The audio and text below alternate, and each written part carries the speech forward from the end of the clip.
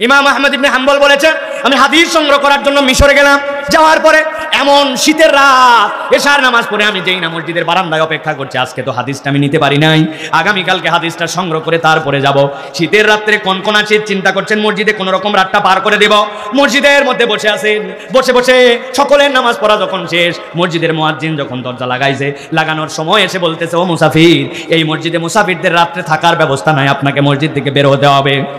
সে চিনে নাই যে এটা ইমাম ইবনে আহমদ ইবনে হাম্বল, দুনিয়ার শ্রেষ্ঠতম মুহাদ্দিসদের একজন। সে চিনতে না পেরে তাকে যেই না বের করে দিছে। ইমাম আহমদ ইবনে হাম্বল দেখেছেন সামনে তাকায় একটা রুটির দোকান দেখা যায়, যেখানে একটু আগুন জ্বলতেছে। আমি যাই তো অন্তত পক্ষে শীতের দিনে আগুনের তাপে আশপাশটা গরম থাকবে, ওইখানে যে একটু অপেক্ষা করি, রাতটা তো কোনো রকম পার করতে হবে। যেই না তিনি ওই দোকানে গেছেন, যাওয়ার পরে চুপচাপ বসে আছেন, তাকায় তাকায় দেখতেছেন রুটি বানাচ্ছে, বেলতেছে, সেঁকতেছে, পরিবেশন করছে একটা তরুণ যুবক। কিন্তু লক্ষ্য করে দেখেছেন ঘন্টাখানিক তার দিকে তাকায়া, যতক্ষণ ওই যুবক কাজ করে মুখ কোনো সময় বন্ধও থাকে না, মুখটা শুধু বীর বীর বীর বীর বীর বীর করতে থাকে। অনেকক্ষণ দেখার পরে ওই যুবকও খেয়াল করছে একজন মুসাফির খাবারের অর্ডার করে না, কিন্তু বসে আছে। জিজ্ঞাসা করছে, হে মুসাফির, কোথা থেকে এসেছেন, কেনই ভাই এখানে বসে আছেন? বলেছেন, আমি এসেছি অনেক দূর থেকে ভাই, মসজিদে থাকতে চেয়েছিলাম, থাকার ব্যবস্থা নাই, তোমার ওই উষ্ণতায় একটু রাতটা পার করতে চাই, সকালবেলা আবার আমার কাছে আমি বেরিয়ে যাব। এই কথার হতে হতে একটু মহব্বত তৈরি হয়েছে। সাথে সাথে ইমাম আহমদ ইবনে হাম্বল যুবককে জিজ্ঞাসা করছেন, যুবক, অনেকক্ষণ বসে আছি আর তোমার দিকে তাকায় আছি, আমি একটা কথা তোমাকে জিজ্ঞাসা করতে চাই, কিছু যদি না মনে করো। বলেন মুসাফির। বলে, আমি আসার পর থেকে দেখেছি রুটির খামির তুমি বানাও, রুটিটাও তুমি বেলো, রুটিটাও তুমি শেখো, আবার যখন কাস্টমার আসে তার কাছে পরিবেশনও করো, কিন্তু সব সময় তোমার মুখ বন্ধ থাকে না, মুখটা বিড়বিড় করে কি জানি বলতেই থাকো। তুমি কি হাফেজ নাকি কি পড়ো তুমি? বলে, না না মুসাফির, আমি হাফেজ নই, তবে আমি একটা আমল করি, যতক্ষণ আমি থাকি অন্যের সাথে কথা বলতে না হয়, আমি সব সময় কেবল পড়তেই থাকি আস্তাগফিরুল্লাহাল আযীম আল্লাযী আতুবু ইলাইহি লা হাওলা ওয়ালা কুওয়াতা ইল্লা বিল্লাহ।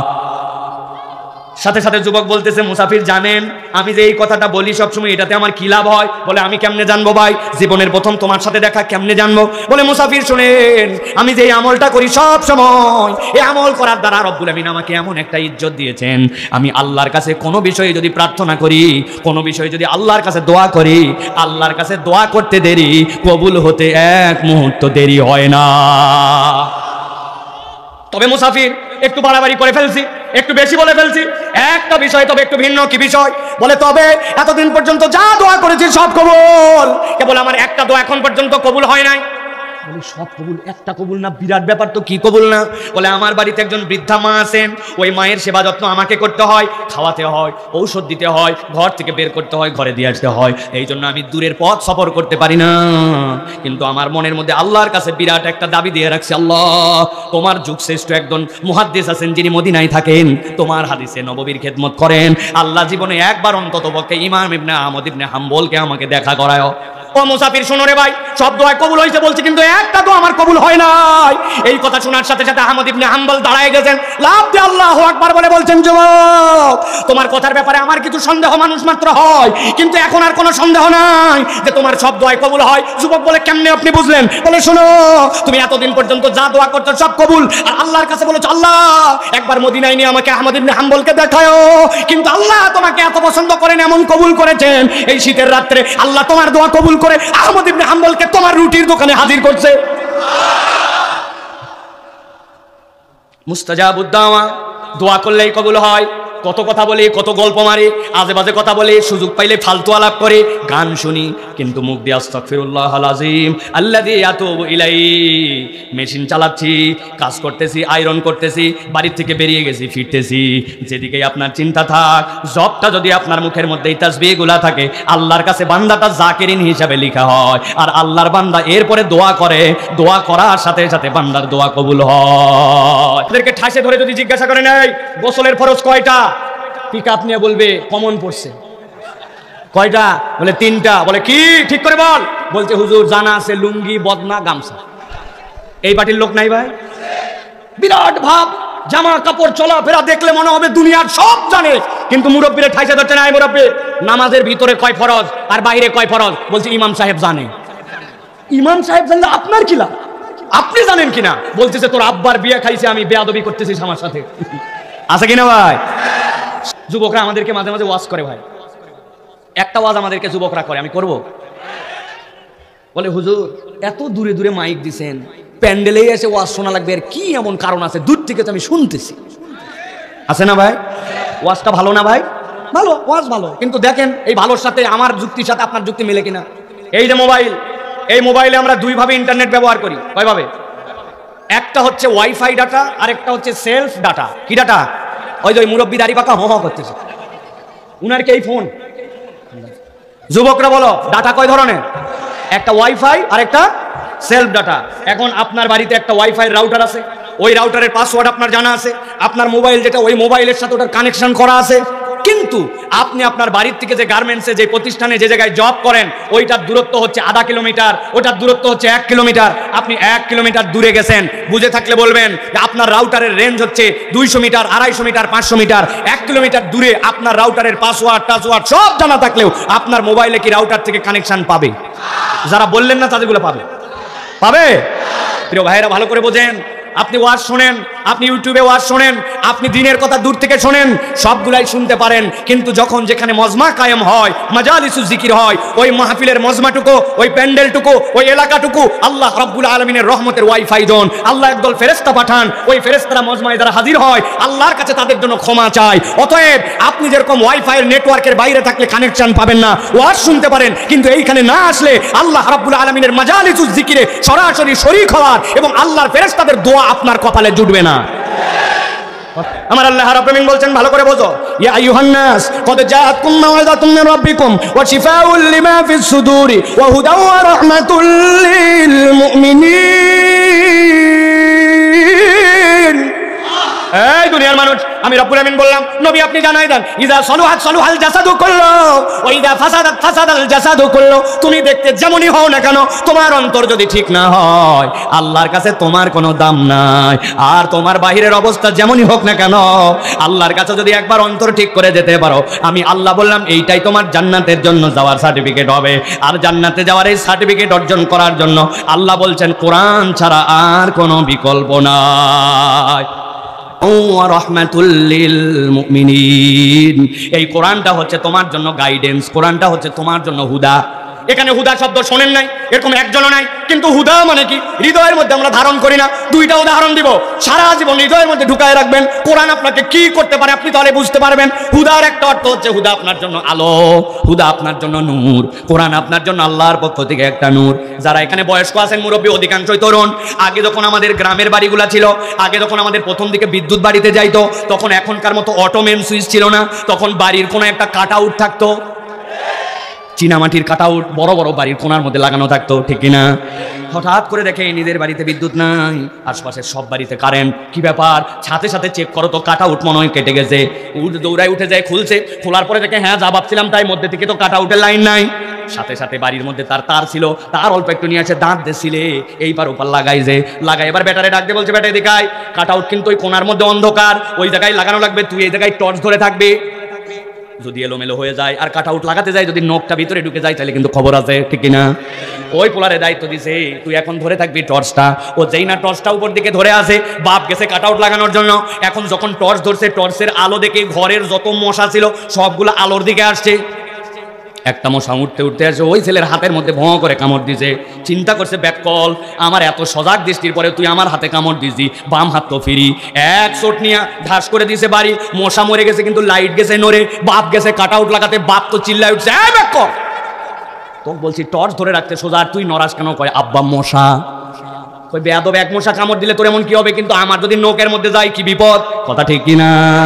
তার মানে দুনিয়াতে যে আলোগুলো আছে, আপনি যত ফুটানি করেন প্রত্যেকটা আলো পরনির্ভরশীল। আপনি যে আলো জ্বলাচ্ছেন এইটা বিদ্যুৎ বিভাগ থেকে এসেছে, বিদ্যুৎ বিভাগ কোনো না কোনো ভাবে সেই কারেন্ট উৎপাদন করে, আলোর একটা নির্ভরশীলতা আছে। কিন্তু আল্লাহ রাব্বুল আমিন বলছেন এই কোরআন তোমার জন্য হুদা। তুমি যদি কখনো অপারেশন থিয়েটারে যাও, কানের ডাক্তার অথবা দাঁতের ডাক্তারের কাছে যাও, সার্জনদের কপালের মধ্যে এক ধরনের লাইট লাগানো থাকে, ধরা লাগে না, ডাক্তারের চোখ যেখানে লাইট সেখানে, দেখছেন? আমার আল্লাহ বলছেন এই কোরআন হচ্ছে তোমার জন্য এমন হুদা, একবার যদি কোরআনের কাছে নিজেকে সমর্পণ করে দাও, এই কোরআন তোমাকে এমন আলো দেখাবে, ওই আলো জান্নাতে যাওয়ার আগ পর্যন্ত তোমার থেকে বিচ্যুত হবে না। আরেকটা উদাহরণ বলে রাখি, মনে রাখবেন এইটা। আপনি রওনা করেছেন চন্দা থেকে, আপনার বাড়ি উত্তরবঙ্গে, আপনার বাড়ি দক্ষিণবঙ্গে, রাস্তা দিয়ে আপনি চলতেছেন, খেয়াল করে দেখবেন কিছু দূর যাওয়ার পরে কোন কোনা সাইনবোর্ড এরকম অ্যাঙ্গেল চিহ্ন দেওয়া আছে, তার মানে ড্রাইভারকে বোঝাচ্ছে রাস্তা আস্তে আস্তে করে বামে যাবে, আস্তে আস্তে করে ডানে যাবে। কিছু দূর যাওয়ার পরে ত্রিভুজ চিহ্নের মধ্যে উঁচু এরকম দেওয়া, সামনে আছে স্পিড ব্রেকার, সাবধানে চালাও, জোরে চলালে স্পিড ব্রেকারের সাথে ধাক্কা খাই নেমে যাবে, ঠিক না? এক লোক নাকি অ্যাক্সিডেন্ট করছে, করার পরে জিজ্ঞাসা করছে তোর ট্রাক পানির মধ্যে গেল কেমনে? বলছে পানির মধ্যে গেছে, আমার কোনো দোষ নাই, আপনি আমাকে বলে দিয়েছেন তাড়াহুড়া করবি না, সবাই সাইড দিয়ে চলবে। প্রথমে সাইড দিছি টেম্পু, এরপরে সাইড দিছি মিনি বাস, তারপরে সাইড দিছি বড় বাস, এরপরে সাইড দিছি ব্রিজ। ব্যাকল ব্রিজ সাইড দিলি কেন? ওই চিহ্ন দেওয়া আছে সামনে সরু সেতু, সাবধানে চলেন। সামনের সরু সেতু, তাহলে সাইডে যাওয়া লাগবে না মধ্যে যাওয়া লাগবে? ও চিন্তা করছে সরু সেতু মানে সাইডে যাওয়া লাগবে, এখন ব্রিজকে যদি কেউ সাইড দেয় বাঁচার উপায় আছে। কিন্তু যেই চিহ্নগুলো দেওয়া থাকে, আপনি রাত্রেবেলা মোটরসাইকেলের হেডলাইট কেবল ফেলছেন, সাথে সাথে জ্বলে ওঠে, ঠিক না?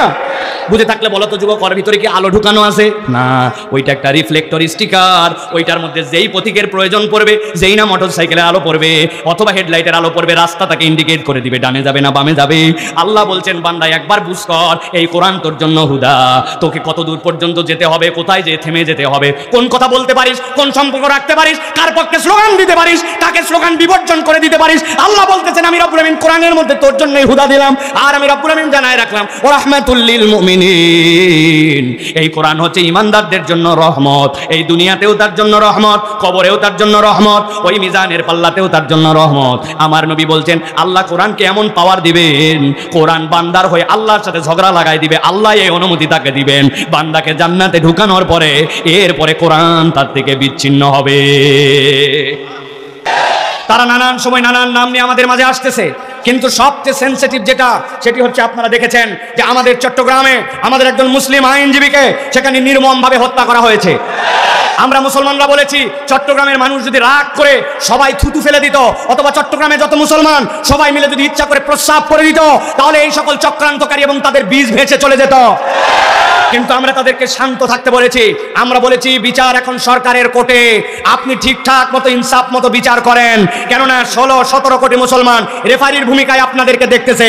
আপনারা যদি ভুল করেন, বাঁশি বাজায়া লাল কার্ড দেখায়া আপনাদেরকেও বিদায় করে দিতে বাংলার তৌহিদি জনগণ সময় নেবে না। এই জন্য আমরা কোনো উগ্রতা দেখাই নাই, আমরা কোনো সম্প্রীতির বাইরে কখনো আসি নাই। আমরা তোমাদের মন্দির পাহারা দিয়েছি মূর্তি পাহারা দেওয়ার জন্য নয়, সম্প্রীতি রক্ষা করার জন্য। কিন্তু আমরা দেখেছি 17 কোটি মুসলমানদেরকে শুধু সবক দেওয়া হয় সম্প্রীতি রক্ষা করো, আর তাদেরকে কেবলমাত্র বলা হয় তোমরা যা ইচ্ছা তাই করো। বেশি দিন ধৈর্যের বাঁধ টিকে থাকবে না। অতএব বাঁধ টিকে রাখতে চাইলে সুষ্ঠুভাবে এই ঘটনার অচিরেই বিচার করতে হবে। আপনারা খেয়াল করলে দেখবেন 47-এর স্বাধীনতা, যেটা আমাদের প্রকৃত স্বাধীনতা, ওই স্বাধীনতা নিয়ে একদল কথা বলে না। বাংলাদেশে আজকে আপনার একটু জমি আছে, আপনি জমিদারিতে আপনার জমিতে আপনার রেজিস্ট্রি হয়। আপনি কি জানেন ওই 47-এর স্বাধীনতার আগে এই বাংলাদেশে শেরে বাংলা একে ফজলুল হক অবিভক্ত বাংলার যখন তিনি প্রধানমন্ত্রী ছিলেন, জমিদারি প্রথা তিনি প্রথম বিলুপ্ত করে আপনার আমার ওই দাদাদের আর এই আমাদের দুই পারের মানুষেরই জমির মধ্যে আমাদের নামটা লিখেছিলেন ওই শেরে বাংলা একে ফজলুল হক। উনি চেয়েছিলেন উভয় বাংলা মিলায় একটা বাংলা হোক। এই জন্য হোসেন শহীদ সোহরাওয়ার্দীর সাথে তার অনেক ধরনের দূরত্ব ছিল, কেননা তিনি মুসলিম লীগ করতেন না। কিন্তু পরবর্তীতে যখন দেখেছেন দাদা বাবুদের হেডাম বেশি, ওরা মুসলমানদেরকে গোনে না, তাদের মধ্যে এক ধরনের বুর্জোয়া এবং তাদের মধ্যে এক ধরনের এলিট ভাব আছে, তখন তিনি নিজের অস্তিত্ব নিজের হেডাম সব কমায় দিয়ে হোসেন শহীদ সোহরাওয়ার্দীর সাথে এক হয়ে 47-এর 14 আগস্ট এই মানচিত্র যেটি দ্বিজাতি তত্ত্বের ভিত্তিতে গঠিত হয়েছিল, সেই মানচিত্রের আলোকে 71 সালের স্বাধীনতা পেয়েছি। সেই মানচিত্রের আলোকে আমরা ফ্যাসিস্টদেরকে সরাই দিয়ে এখন আমরা একটা অভ্যুত্থান করেছি। সুতরাং যারা 47-এর মানচিত্রকে অস্বীকার করতে চায়, তারাই প্রকৃতার্থে এদেশের মধ্যে অন্যায় অনাচার করতে চায়, অপর রাষ্ট্রের ইন্ধনে তারাই এদেশকে অশান্ত করতে চায়, ঠিক না? অতএব চিনে নিতে হবে কে আপনার বন্ধু আর কে আপনার দুশমন। আল্লাহ কোরআনে অনেক জায়গাতে নবীকে বলেছেন কুল, হে নবী আপনি বলুন। অনেক জায়গায় নবীজিকে বলা হয়েছে মানুষের কাছে বার্তা পৌঁছায় দেওয়ার জন্য।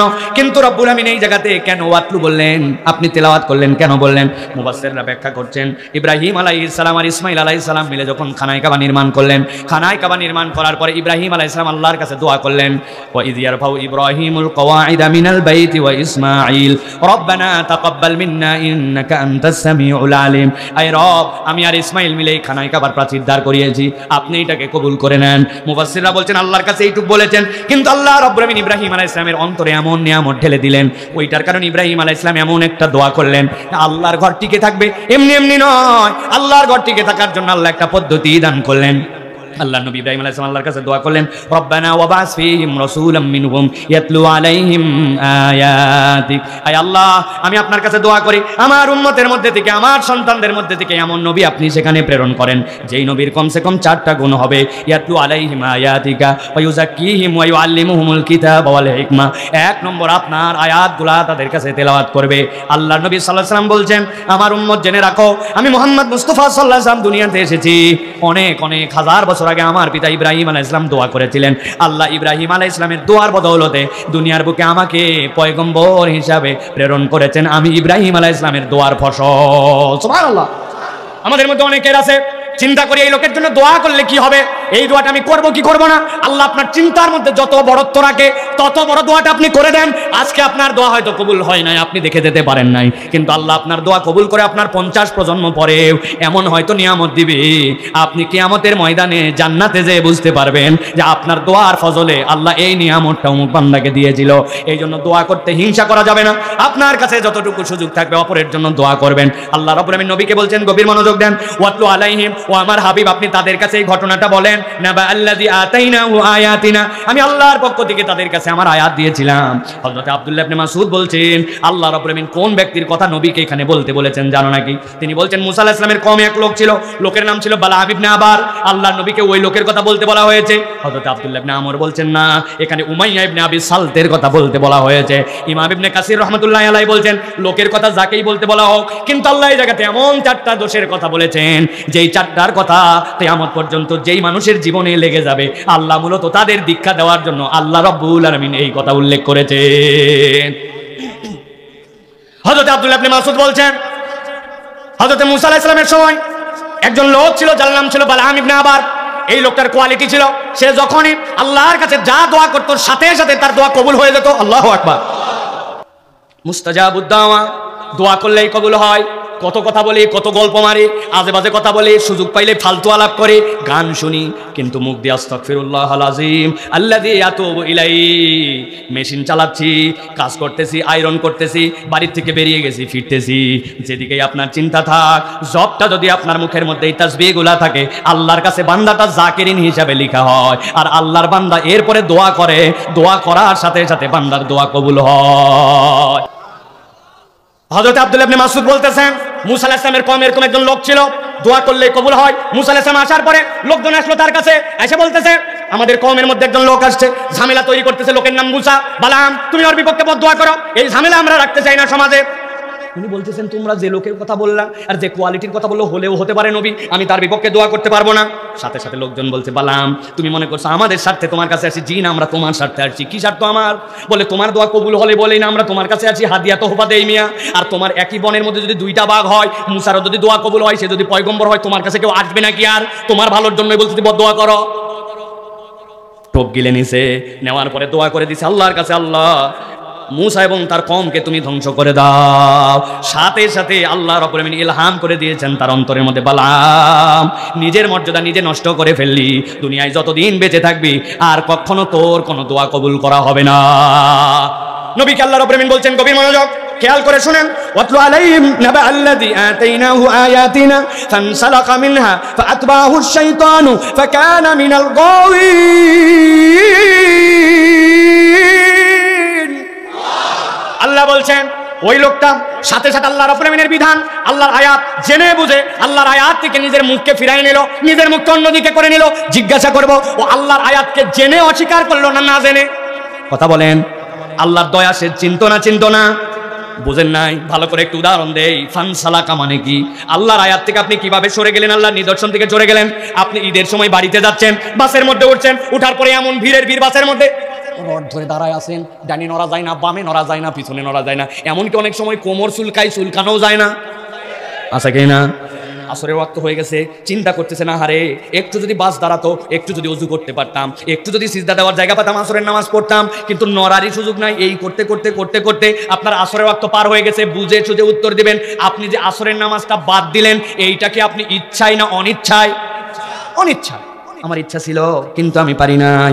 আর একটা ছেলে আসরের আজান হয়েছে মসজিদে, উনি চায়ের স্টলে বসে আড্ডা মারে, মোবাইলে ডানে ঠেলে বামে ঠেলে উপরে ঠেলে নিচে ঠেলে, বন্ধুর সাথে আড্ডাবাজি করে, একামতের শব্দ অনেক সময় মসজিদ থেকে চায়ের স্টলে শোনা যায়। ওই ছেলে তারপরেও নামাজে যায় না। এবার বুঝে থাকলে বলেন তো, এই যে নামাজটা বাদ দিল ও কি ইচ্ছা করে নাকি অনিচ্ছায়? হ্যাঁ, ভালো করে বোঝেন, আয়াতের তাফসীর বোঝানোর জন্য বলতেছি। আল্লাহ বলছেন ফানসালাকা মিনহা, আয়াত সে চিনে আল্লাহর আয়াত থেকে দূরে সরে গেছে। এখন বুঝে থাকলে বলেন তো, আল্লাহর নিদর্শন, আল্লাহর হুকুম জানার পরেও বুঝার পরেও আমাদের সমাজ থেকেও মুখ ফিরায় নাই, এরকম মুসলমান আছে কিনা? আপনারা যদি সাহস দেন তাহলে একটা প্রশ্ন উত্তর আপনাদের কাছে দিব, বুঝেন কিন্তু। পাকিস্তানের এক ছেলে তার ওস্তাদের সামনে বসা, ওস্তাদ জিজ্ঞাসা করছে, বাবা অনেকদিন পড়ালাম, সবসময় আমারে প্রশ্ন করিস, আজকে আমি তোর কাছে একটা প্রশ্ন করব, উত্তর দিতে হবে বাপ। বলছে বলেন ওস্তাদজি। বলছে বলো তো, দুনিয়াতে কারা কারা নামাজ পড়ে না? ছেলে বলছে ওস্তাদ, আমি আমার ক্ষুদ্র জ্ঞানে দেখছি 3 ধরনের লোক নামাজ পড়ে না। কয় ধরন? এক ধরনের লোক যারা দুনিয়ার বুকে পাগল অথবা অজ্ঞান। বলেন কে? 2 নম্বর কে বাপ? বলছে 2 নম্বর দুনিয়ার বুকে নামাজ পড়ে না যেই ব্যক্তি মৃত, মরা মানুষ নামাজ পড়ে না, তার নামাজ পড়া লাগে, ঠিক কি না? 3 নম্বরে কে? বলে ওস্তাদ 3 নম্বরে দুনিয়ার বুকে যে অমুসলমান সে নামাজ পড়ে না। আমি গবেষণা করে দেখছি মৃত, অমুসলমান, পাগল অথবা অজ্ঞান, এই 3 শ্রেণীর লোক কেবল নামাজ পড়ে না। আপনাদের কাছে মুখস্থ আছে কিনা জানার জন্য জিজ্ঞাসা করব, নামাজ পড়ে না কয় শ্রেণীর লোক? 1 নম্বর, 2 নম্বর মৃত, 2 নম্বর, 3 নম্বর অমুসলমান। এবার আপনাদের কাছে জিজ্ঞাসা করতে চাই, উত্তর দিতে হবে। একটা জবান বন্ধ থাকবে না, ডানে বামে, দাঁড়ানো বসা, ঘরে বাহিরে। বলেন তো, আপনি আমি কি পাগল নাকি অজ্ঞান? আপনি আমি কি দুনিয়ার বুকে মৃত? আপনি আমি কি দুনিয়ার বুকে যারা আছে অমুসলমান? যান বাড়ি চলে যান, আমার কোনো দায় নাই। আপনি নিজেই বলছেন আপনি পাগল না, আপনি মৃত না, আপনি অমুসলমান না। এখন যদি নামাজ না পড়েন এই 3-এর কোনো একটার মধ্যে, কথা ঠিক কিনা? বুঝে খান, ভালো করে খেয়াল করেন। আল্লাহ রাব্বুল আমিন বলছেন, নবী জানান ওই লোকটা কি করলো? ফানসালাকা মিনহা, আল্লাহর আয়াত থেকে নিজের মুখ ফিরাই নিল। আল্লাহ বলছেন এবার 2 নম্বর সে আরেকটা অপরাধের মধ্যে নিমজ্জিত হয়ে গেল। আল্লাহ বলছেন ফাতবাহুশ শাইতানু ফাকানা মিনাল গাওয়িন। আল্লাহ রাব্বুল আমিন বলছেন, যেই না আল্লাহর আয়াত থেকে কেউ মুখ ফিরায় নাই, সাথে সাথে শয়তান তার অনুগামী হয়ে যায়। কথাটার মানে বোঝেন নাই? ভালো করে খেয়াল করেন। আপনি আপনার সন্তানকে, আমাদের সন্তানকে আমরা বকা দেই, এই শয়তানি করবি না, বলেন না ভাই? মানে কি? যেই কাজটা করতেছে ওইটা খারাপ কাজ, বাজে কাজ, শয়তানি কাজ, আপনি বলছেন শয়তানি করবি না, বলি কিনা? কিন্তু আল্লাহ বলছেন কেউ যদি আল্লাহর বিধান থেকে মুখ ফিরায় নেয় সে তখন আর শয়তানি কাজ করে না। ফাতবাহুশ শাইতান, তখন শয়তানি তার অনুগামী হয়ে যায়। ফাকানা মিনাল গাওয়িন, যখন শয়তান কার অনুগামী হয় আল্লাহ বলছেন পথভ্রষ্ট হওয়া ছাড়া উপায় নাই। তাহলে অপরাধ ওয়ালাকিন্নাহু আখলাদা ইলাল আরদ, ওই বেটা নিরেট দুনিয়াদার হয়ে গেল, তার স্বভাব চরিত্রটা সব সময় দুনিয়া আর দুনিয়া বানায় ফেললো। দুনিয়া ছাড়া আর কিচ্ছু বোঝে না, হালাল হারাম বাজ বিচার করে না। খুলদুম শব্দের অর্থ, দুনিয়াতে এমন কতগুলা প্রাণী আছে যারা সব সময় 4 পায়া, সব সময় মাটির দিকে মুখ দিয়ে থাকে। চিনেন এরকম প্রাণী? গরু, ছাগল চেনেন? অনেক সময় ছাগল উপর দিকে পাতা খাওয়ার জন্য ওঠে, কিন্তু পাতা খাওয়ার জন্য 2 পা দিয়ে উঠলেও তার সব সময় মুখটা নিচের দিকে। আল্লাহ বলছেন দুনিয়াতে এমন কতগুলা মানুষ আছে যেই মানুষগুলো আখলাদা ইলাল আরদ, তারা এমন ভাবে দুনিয়াদার হয়ে গেছে দুনিয়া ছাড়া আর কিছুই বোঝে না। উদাহরণ না দিলে বুঝবেন না। আপনি একটা দোকানদার, আপনার দোকানের মাল হালাল, কামাই হালাল, সব হালাল, কিন্তু আপনি এটাকে হারাম আর দুনিয়াদার বানান কেমনে? বলছে ভাই আপনার মতো চেনা লোক বলে কেনা দামে দিলাম, আছে না ভাই? কই আপনি আমার বউনির কাস্টমার, সকাল 11টায় 50 নম্বর কাস্টমারকে বউনি বলে। চেনা লোক জীবনে দেখেনি কেনা দাম বলে 500 টাকা, আছে কিনা? ও দুনিয়া ছাড়া কিচ্ছু বোঝে না, কেবল দুনিয়ার দুনিয়া। আর এই রকম হারাম অর্থবিত্তের দুনিয়াতে কতগুলা মানুষ আছে বিরাট গরম দেখায়, আছে কিনা? গরম দেখায়। এক বাদশা ছিলেন, যে বাদশার ব্যাপারে নবীজি সাল্লাল্লাহু আলাইহি সাল্লাম দোয়া করেছেন যে সে যদি আমার যুগ পেত সে ইমানদার হয়ে যেত, ভালো বাদশা। তো ওই বাদশার দরবারে একটা শ্বেত হাতি ছিল, সাদা হাতি। সাদা হাতি চিনেন? খুব রেয়ার, হাজার হাজার লাখ লাখ হাতির মধ্যে একটা সাদা হাতি হয়, পুরো সাদা হাতি, হাতি তো কালো। একদিন বাদশা তার সাদা হাতিটা দেখতে গেছেন, যেয়ে খেয়াল করে দেখেন ছোট্ট একটু একটা ব্যাঙের বাচ্চা। কিসের বাচ্চা? ব্যাঙের বাচ্চা। লাফতে উঠে হাতির মাথায় লাফতে দিয়ে আবার বসে, লাফতে দিয়ে আবার বসে। বাচ্চা তো অবাক হয়ে গেছে যে একটা ব্যাঙের বাচ্চা, এত বড় প্রাণী, হাতির মুখে লাফতে দিয়ে বসে। উনি সাথে সাথে ওনার দপ্তরে যায় বসছেন, বসে প্রধানমন্ত্রীকে ডাক দিয়ে বলছেন, প্রধানমন্ত্রী এদিকে আসো, আমার যে সাদা হাতি আছে দেখছি একটা ছোট্ট ব্যাঙের বাচ্চা ওর কপালের মধ্যে লাত্তি দেয়, এত বড় দুঃসাহস আমার এই রকম জায়গাতে একটা হাতিকে লাত্তি দেয়, এটা তো সাধারণ ঘটনা নয়, তোমাকে 1 মাস সময় দিলাম, এটার কারণ উদ্ঘাটন করবা, তাছাড়া তোমার ধরের থেকে কল্লা আলাদা। প্রধানমন্ত্রী বলছে, বাচ্চা নামদার, যদি ধরের থেকে কল্লা আলাদা করতে চান তো 1 মাস অপেক্ষা করার দরকার নাই, এখনই নিয়ে ফেলাম। বলছে কেন? বলছে আমি না জানি হাতির ভাষা, না জানি ব্যাঙের ভাষা, তা আপনি বলে দিয়েছেন ও লাত্তি মারে কেন, আমি কিভাবে এটা আন্দাজ, এটা আমি ইনভেস্টিগেশন করবো কেমন?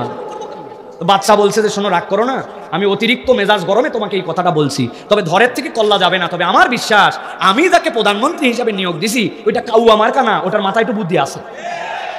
অতএব তোমার অন্তত পক্ষে চিন্তা ভাবনা করে আদার্স বিষয় আসয় দেখে গবেষণা করে এটা বের করে আমাকে রিপোর্ট দিবে, যাও সময় দেওয়া হলো।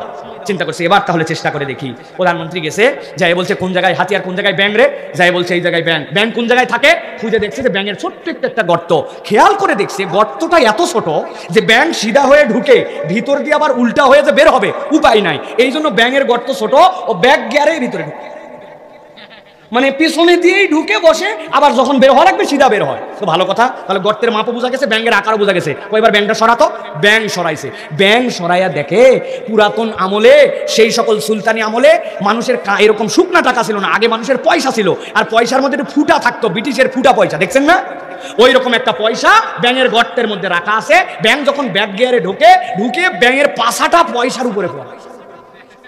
প্রধানমন্ত্রী বলছে আমার গবেষণা শেষ, চিন্তা ভাবনা যা করা লাগবে করে ফেলছি। বাচ্চা শেখে বলছে, বাচ্চা চিন্তা ভাবনা করে বাইর করে ফেলছি। বাবারে 1 মাস টাইম দিয়েছিলাম তখন তুমি মানো না, আর এখন দেখি আধা ঘন্টার মধ্যে সমাধান। বলছে বাচ্চা, ব্যাঙ ছোট হলে হবে কি, ছোট্ট একটা মোহর আছে, কোত্থেকে জানি পাইছে, মুখে করে নিয়ে আসে, ওর ঘরের মধ্যে এটা রাখছে, ব্যাগ গিয়ারে যখন বসে ঠিক মতো শুতেও পারে না, পাছাটা ওর উপরে পড়ে, টাকার গরমে হাতির মুখে লাথি মারে। ওইরকম আমাদের সমাজে কতগুলো আছে, নিজেরা অল্প কয় টাকার মালিক হয়ে একটু ক্ষমতা পেয়ে, একটু পাওয়ার দেখে, একটু 2টা লোক তার পক্ষে স্লোগান দেখে হুঁশ করতে পারে না। অনেক আল্লাহর ওলিদের কোরআনের পক্ষে, আল্লাহর আইনের বিপক্ষে তারা লাথি মারার চেষ্টা করে। ওই ব্যাঙের যেরকম লাথি মারার দ্বারা কিচ্ছু যায় আসে না, ইসলামের বিপক্ষে যারা অবস্থান নেবে তাদের এই সাময়িক গরম কোনো কাজ দিবে না। আজকে হোক কালকে হোক তোমাদের ধ্বংস অনিবার্য, ইসলামের বিজয় অবশ্যই অবশ্যই অনিবার্য অনিবার্য অনিবার্য। অনেক মা বোন আমাদের কথা শুনতেছে, আমি মাঝে মাঝে বলি আমাদের অনেক মা বোন সুন্দর পর্দা করে দেখা যায়, কিন্তু যেই না বিয়ে বাড়িতে যায় তখন তার পর্দা উড়ে যায়, ঈদের দিনে তার পর্দা হাওয়া হয়ে যায়, ঠিক না? বিয়ে বাড়িতে যাইয়া সুন্দর করে যখন ওই কমিউনিটি সেন্টারে এক মহিলার সাথে আরেক মহিলার দেখা দেখে বলছে, বুবু সকলকে চিনলাম, আপনার চিনলাম না, আসমান থেকে নেমে আসা পরীর মতো লাগতেছে আপনার। বলছে হরু ব্যাকল, আমি তোর পাশের বাড়ির তসলিমা আপা, কই চিনবো কেমনে, সারা জীবন দেখছি বোরখায়, এখন দেখতেছি বোরখা ছাড়া। বলছে মুখের মেকআপ করছি 2000 টাকার, এখনো যদি বোরখা দেয় তো দেখবে কে, আছে কিনা? ওয়াত্তাবা হাওয়া, আপনার মন যত দূর টানে আপনি তত দূর ইসলাম পালন করেন, আপনার মন যেখানে চায় না আপনি সেখান থেকে বাদ দিয়ে দেন। ঈদের মধ্যে সেলুনের দোকানে গেছে, যাই বলছে দাড়িটা এরকম চিকন করে টান দিবি, তবে টান দিয়ে এই কোনার মধ্যে ফাঁক দিয়ে এদিক দিয়ে মিলাবি, আবার এদিক দিয়ে টান দিয়ে এদিক দিয়ে মিলাবি, নিচে বাদ দিয়ে দিবি। লোকজন বলছে বাপ রে বাপ, হেভি দাড়ি রাখছিস, তো বলছে দাড়ি বলবি না, স্টাইল আছে কিনা? যেই না ঈদে শেষ, এরপর আস্তে করে শেষে দেয়। আল্লাহ নবী দাড়ি কাটতে নিষেধ করলেন, দাড়ি রাখতে বললেন, আর আপনি আপনার মন পছন্দ যখন দাড়িকে স্টাইল বানালেন, আল্লাহ বলছেন ওয়াত্তাবা হাওয়া। তার রোগ নম্বর 4 হচ্ছে তার মন যতটুকু টানে ততটুকু ইসলাম পালন করে, আর মন যখন বাদ দেয়, টান দেয়, তখন ইসলামও সেখান থেকে বাদ দেয়। এইরকম মুসলমান আমাদের সমাজে আছে কিনা? ওয়াত্তাবা হাওয়া অন্তর অনুযায়ী এত বড় দাড়ি, জুব্বা এত বড় বড়, আসরের নামাজের পরে পান খায়, খিলাল করতে করতে মহল্লায় ঢোকে। ভাই 1000 টাকা একটু হাওলাত দেওয়া যাবে? হাতে টাকা নাই। বলছে ছেলেটাকে ডাক্তার দেখানো লাগবে, বড় বিপদে আছে ভাই, 1000 টাকা দেওয়া যাবে? বললাম হাতে টাকা নাই। বলছে মুরব্বী আপনি ভুল বুঝছেন, আজকে মঙ্গলবার 1000 টাকা দিবেন, আগামী শুক্রবার আল্লাহ বাঁচালে 1250 টাকা রিটার্ন দিব। বলছে ব্যাক কলকাতাকার মানুষের হাতের টাকা থাকে নাকি? বাড়ির চল। বাড়িতে নিয়ে চলে গেছে, বাড়িতে যাওয়ার পরে বলছে 1000 টাকা নে, তবে লাগলে আরো দেওয়া যাবে, তোর শাশি ওই ব্যবসা করে, তবে যা করবি তাড়াতাড়ি কর, ছোট দিনের বেলা মাগরিবের আজান হচ্ছে, আমি যাই কিন্তু জামাতে নামাজ ধরবো। আসরের নামাজ পড়ে আসি, দাদনে সুদে টাকা লাগায়া মাগরিবের নামাজ আবার জামাতে ধরতে যায়। দাড়ি টুপিওয়ালা এরকম মুসলমান নামদারি কতগুলা মুনাফিক আমাদের সমাজে আছে না? না, ভালো করে বুঝে নেন। আমার রব্বুল আমিন বলছেন ওয়াত্তাবা হাওয়া, আমি রব্বুল আমিন বললাম সে তার অন্তর যতটুকু যায় ততটুকু ইসলাম পালন করে, তাহলে অপরাধ হচ্ছে 4টা। 1 নম্বরে আল্লাহ বলতেছেন, আল্লাহ আয়াত দিলেন, আল্লাহ বুঝ দিলেন, কিন্তু বুঝে শুধু আল্লাহর বিধান থেকে মুখ ফিরায় নাই। আল্লাহ বলছেন মুখ থাকবে মিথ্যা থাকবে না, ও মিথ্যা বাদ দেয় না। মুখ থাকবে গালি থাকবে না, গালি বাদ দেয় না। মুখ থাকবে গীবত থাকবে না, গীবত ছাড়া চলাফেরা করে না। আল্লাহ বলছেন 2 নম্বর অপরাধ ফাতবাহুল শয়তান, শয়তান তার অনুসারী। 3 নম্বর অপরাধ দুনিয়াদার, নিরেট দুনিয়াদার, হালাল হারাম কিচ্ছু চেনে না, কেবলমাত্র দুনিয়া হাসিল করতে চায়। আর 4 নম্বরে মন পছন্দ জিন্দেগি গঠন করে। আল্লাহ বলছেন এবার নবী আপনি জানাই দেন ফামাসালুহু কামাসালিল কালব, এই লোক আর এই চরিত্র যাদের, আল্লাহ বলছেন আল্লাহর কাছে এরা হচ্ছে কুত্তার মতো। কার মতো? মুখ দিয়ে বলেন কার মতো? আরেকবার বলেন। আল্লাহ বলছেন ফামাসালুহু কামাসালিল কালব, আল্লাহ বলছেন এরা কুকুরের মতো। কার মতো?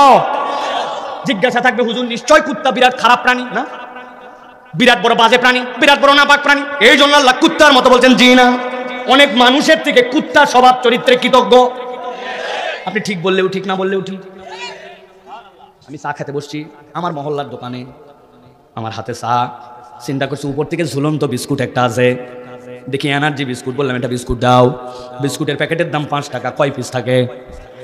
3 পিস। আগেই বাদ দিছে 1 পিস, জানেন না আপনার আন্দাজ?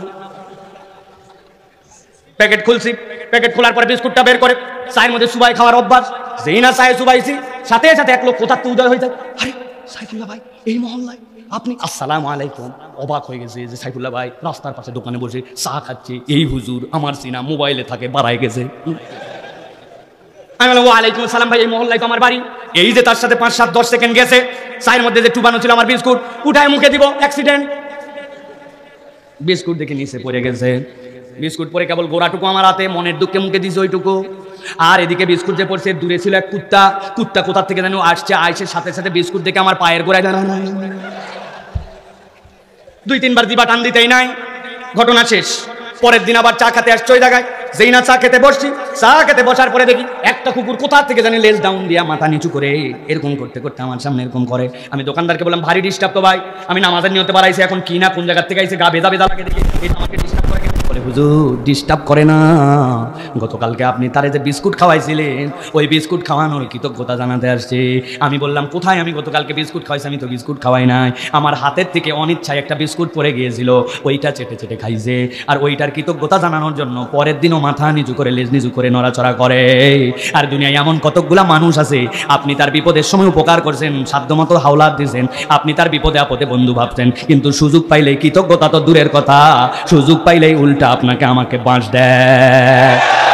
ছোট ট্রাকের মধ্যে আনলোড করে, রাত 11টার পরের থেকে কাজ শুরু করে, মাথার মধ্যে টুকরি নিয়ে, মাথার টুকরি নিয়ে অপেক্ষা করতেছে 500, 600, 700 টাকা ছোট ছোট ট্রাকে সবজি পার করে দিবে, কিন্তু জ্যাম লেগে গেছে সন্ধ্যাতে, ট্রাক ঠিক মতো পৌঁছাতে পারে নাই। ওই ব্যক্তি কি করবে? রাত গভীর হয়ে যাচ্ছে, আস্তে করে মাথার টুকরি আইল্যান্ডের মধ্যে ফেলাই দিয়েছে, আইল্যান্ডের মধ্যে ফেলাই দিয়া কোমরের থেকে গামছাটা খুলছে, খোলার পরে কোনার মধ্যে দিয়েছে, দিয়া টুকরির মধ্যে কাত হয়ে শুয়েছে। গতকালকে আমার মাহফিল ছিল লক্ষ্মীপুরে, যখন আমি দাউদকান্দি ব্রিজ পার হচ্ছে, আমার ড্রাইভারকে আমি ডেকে দেখাইছি, দেখো ময়েন দেখো, ওই দেখো হাজার হাজার টনের ট্রাক পাশ দিয়ে চলে যাচ্ছে, আর একটা পাগলি বেটি মাথার নিচে কেবলমাত্র একটা লুঙ্গি, পুরাতন লুঙ্গি ভাঁজ দিয়ে আইল্যান্ডের মধ্যে ঘুমায় আছে, খানিকক্ষণ পরে করকর করে নাক ডাকে। কথা বলেন। তাহলে রব্বুল আলামিন কাকে নিশ্চিন্তের ঘুম দিবেন? কার জন্য দিলের পেরেশানি দূর করে দিবেন? আল্লাহ রব্বুল আলামিন বললেন কমসে কম তোমাকে 4টা বিষয় ইনশিওর হতে হবে। আল্লাহর বিধান জানো, মানো না কেন? কি তোমার বাহাদুরি? আল্লাহ রব্বুল আলামিন বলছেন, আর বান্দা শয়তান তোমার অনুগামী যদি হয় তুমি তো বাঁচবে না, তোমার মন পছন্দ জিন্দেগি চলবে না, আল্লাহ যেই নিয়ম দিয়েছেন তার মধ্যে তোমাকে থাকতে হবে। আর রব্বুল আলামিন বলছেন দুনিয়ার মানুষ বুঝে না, আল্লাহ রব্বুল আলামিন দুনিয়া তোমাকে দিবেনই, কিন্তু দুনিয়াটা তোমার অন্তর ছিদ্র করে ভিতরে ঢুকানো যাবে না। যদি এইটা করো তাহলে তোমার দুনিয়াতেও সুখ হবে না, পরকালও তোমার বরবাদ হয়ে যাবে, ঠিক না? একটা উদাহরণ দেই আলোচনার শেষের দিকে, সারা জীবন মনে রাখতে হবে উদাহরণ। অনেকগুলা কথা বলছি কিন্তু সারা জীবন মনে রাখতে হবে। প্রথম থেকে বলে যাচ্ছি, ভালো করে খেয়াল করেন। এক লোক বলছে আই লাভ ইউ ওয়াটার। কি বলছে? লোকজন বলছে বেকুবের বেকুব। দুনিয়ার লোক বলে আই লাভ ইউ ওয়াইফ, কি ওয়াটার কি রে? বলতেছে আমি জেলে, নৌকা চালাই নদীতে, পানিতে মাছ ধরি, পানিতে জাল মারি, পানিতে পানি না থাকলে আমার খাবার নাই, পানি না থাকলে আমার নৌকা নাই, পানি না থাকলে আমার মাছ নাই, আই লাভ ইউ ওয়াটার। এক লোক বলছে ঠিকই তো বলছিস, যেহেতু তুই পানিকে ভালোবাসিস তাহলে দুনিয়ার নিয়ম ভালো যে বাসে তার সাথে তার মিলন হওয়া লাগে, ঠিক কিনা? মিলন হওয়া লাগে। আমি বুদ্ধি দেই দোস্ত, পানির সাথে তোর মিলন হতে হবে। বলছে হ্যাঁ আমি চাইও তাই। বলছে কিভাবে কি? বলছে ধর হাতের মধ্যে একটা শাবল দিলাম, কি করা লাগবে? বলছে নৌকার তলায় একটা ফুটা করে দেই। পাগলা, পানিকে এত ভালোবাসে, নৌকার তলার বাইরে দিছে শাবল, গল গল করে পানি ওঠে, উনি বসে আছে পাল ধরে গোড়াতে আর বলতেছে আহা মিলন হবে পানির সাথে আজকে তোমার আমার। বুঝে থাকলে বলেন তো ভাই, নৌকার তলা ফুটা করে দিয়া গল গল করে নৌকাতে পানি ওঠে আর পানি পছন্দ করে, সে যে বলতেছে তার মিলন হবে, আসলে মিলন হবে না ডুবন হবে? মিলন হবে না পতন হবে? ভালো করে মনে রাখবেন যে আল্লাহ আপনাকে আমাকে শিখিয়েছেন রব্বানা আতিনা ফিদ দুনিয়া হাসানা ওয়া ফিল আখিরাতি হাসানা ওয়া কিনা আযাবান নার। এই দুনিয়ার মানুষ, দুনিয়া তোর লাগবে, আমি আল্লাহ তোকে শিখালাম। তবে মনে রাখবেন আপনার যে দিল আছে, আপনার যে অন্তর আছে, ওই অন্তরটার বাইরে আপনার ঘেরাও থাকবে একটা। আপনি যদি অন্তর ফুটা করে দেওয়ার মধ্যে দুনিয়া ঢুকান, আপনার দুনিয়াও বরবাদ, আখিরাতও বরবাদ। আমার কথা শেষের দিকে আল্লাহ রাব্বুল আমিন বলছেন ওয়াতু আলাইহিম, মনে আছে নবী আপনি তেলাওয়াত করেন। এবার আল্লাহ বলছেন ফাকসুসিল কাসাসা লাআল্লাহুম ইয়াতাফাক্কারুন, আপনি এই ঘটনাটা বলে দেন, আশা করা যায় এই গল্প থেকে